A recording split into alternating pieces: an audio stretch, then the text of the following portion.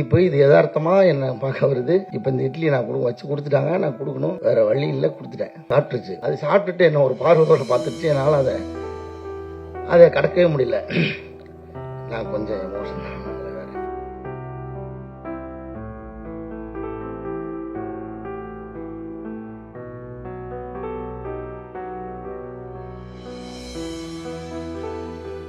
எங்கள் ஊரில் ஒரு நாய் இருந்தது. எனக்கு அப்படி சொல்லி தான் பழக்கம்.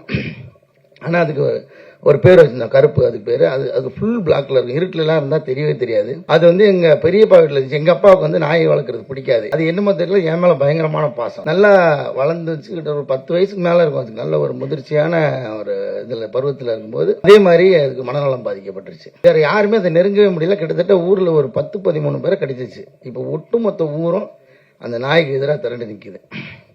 இந்த நாயை கொன்னே ஆகணும் அப்படின்ட்டு. இப்போ என்னன்னா, அவங்க வீட்டில் இருக்கிறவங்க கூட அந்த நாயை நெருங்க முடியல. ஏன்னா கடிக்க வருது, யார் போனாலும் கடிக்க வருது.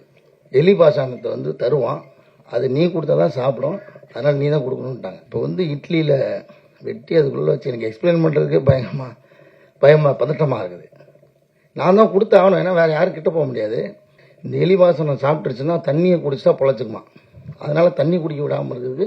ஊருக்குள்ளே எங்கெல்லாம் பொதுவான இடத்துல தண்ணி திறந்துருக்கு எல்லா இடத்தையும் க்ளோஸ் பண்ணி இப்போ அலர்ட்டை கையில் கட்டையோடு அங்கங்கே தெருமுகளை எல்லாம் நிற்கிறாங்க. இப்போ இது யதார்த்தமாக என்ன பார்க்க வருது.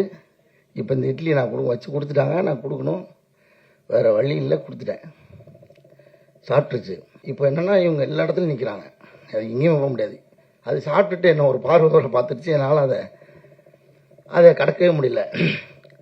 நான் கொஞ்சம் எமோஷன் வேறு.